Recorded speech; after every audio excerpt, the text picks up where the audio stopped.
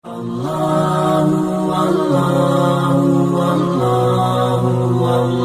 benar bayi yang meninggal akan membantu orang tuanya nanti di akhirat? Ya, jelas sekali.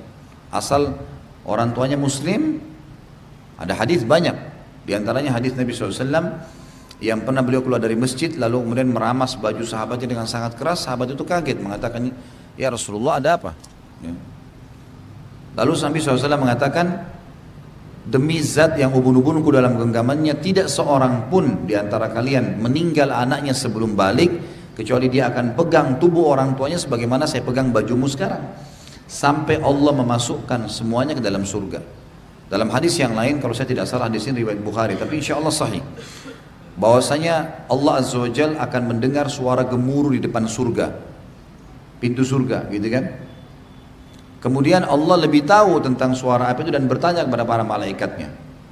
Suara apa itu? Mereka mengatakan ini suara anak-anak muslim yang meninggal sebelum balik. Mereka minta agar orang tua mereka dimasukkan bersama mereka dalam surga. Maka kata Allah SWT, masukkanlah orang tua mereka bersama mereka. Yang ketiga adalah hadis Nabi SAW yang berbunyi hadis Bukhari Muslim.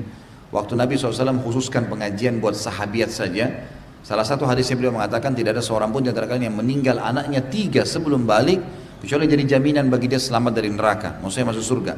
Ada yang sahabat satu berdiri mengatakan, ya Rasulullah kalau 2, kata Nabi SAW 2 juga. Perawi hadis ini laki-laki, sempat hadir di situ, kayak mungkin seperti pengajian ini, kemudian dia mengatakan, dan saya yakin kata sahabat ini, kalau ada ibu lagi satu yang bertanya, kalau 1 ya Rasulullah, Rasulullah juga akan mengatakan 1. Ini fadilahnya. Baik.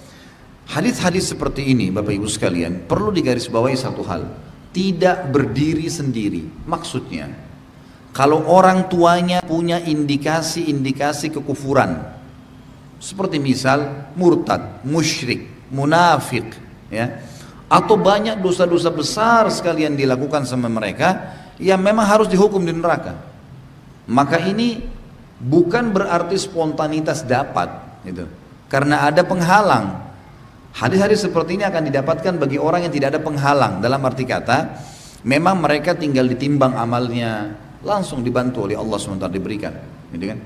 Contoh begini cara memahaminya. Ada sebuah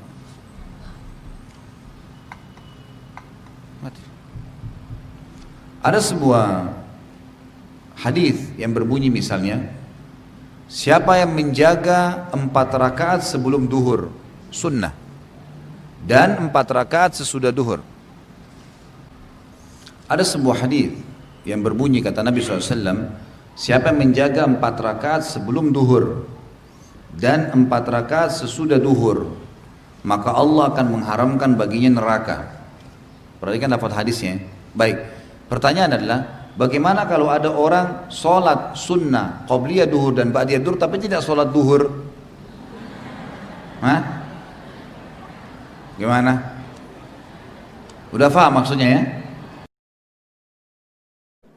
Anak-anak kecil yang mati belum balik akan memberikan syafaat. Maka buat para orang tua yang kemungkinan atau ada di antara mereka yang anaknya meninggal dunia sebelum balik atau masih dalam kandungan ibunya, setelah ruh ditiupkan, maka bersabarlah. Rasulullah sallallahu alaihi wasallam pernah bersabda nih, sabda Nabi ini bermula dari cerita Abu Hasan, salah seorang tabi'in. Dia pernah berkata kepada Abu Hurairah, innahu qad mata li ibnan. Ia mengatakan, wahai Abu Hurairah, telah meninggal dari putraku itu 2. Udah meninggal. Fama anta bi muhaddithi an Rasulillah sallallahu alaihi wasallam bi hadithin tutayyibu bihi anfusana an mautana. Maukah engkau menyampaikan hadis tentang Nabi alaihi salatu wasallam yang berkaitan dengan urusan meninggalnya anak-anak kita supaya kita jadi bahagia, jadi nerima kita dengan kondisi yang ada? Qala na'am. Iya, kata Abu Hurairah. Sigharuhum, Ini beliau menyampaikan hadis Nabi SAW. Sigharuhum da'amisul jannah. Anak kecil dari orang-orang beriman yang meninggal dunia sebelum balik itu akan menjadi seperti da'amisul jannah. Da'amis itu tahu binatang air. Ada binatang air yang tidak pernah keluar dari air. Dia itu kadang-kadang ada di atasnya air terus. Lari-lari di atasnya air. Seperti itu mereka. Akan terus ada di surga. Yatalaqa ahaduhum abah. Au qala abawaihi. Nanti itu anak-anak kecil menjumpai abahnya di padang mahsyar. Maka tuh anak akan mengambil baju abahnya. Namanya anak kecil ya, kadang-kala anak kecil pegang tangan abahnya, pegangan baju abahnya, dia akan pegangan sama ujung baju abahnya. Au qala biyadih, atau tangan abahnya yang dia pegangin. Kama akhudhu ana bi sanifati thawbika hadha. Sebagaimana aku pegang bajumu ini. Abu Hurairah memberikan contoh. Fala yatanaha au qala fala yantahi. Itu dia akan terus megangi abahnya dan tidak akan dia lepas, atau ibunya yang dia pegangin, hatta yudkhilahu Allahul jannah wa abahu al jannah, sampai dia sama abahnya masuk surga. Dipegangin terus. Itu jamaah ini bicara syafaat. Itu anak minta sama Allah, jangan sampai orang tuanya dimasukkan ke neraka.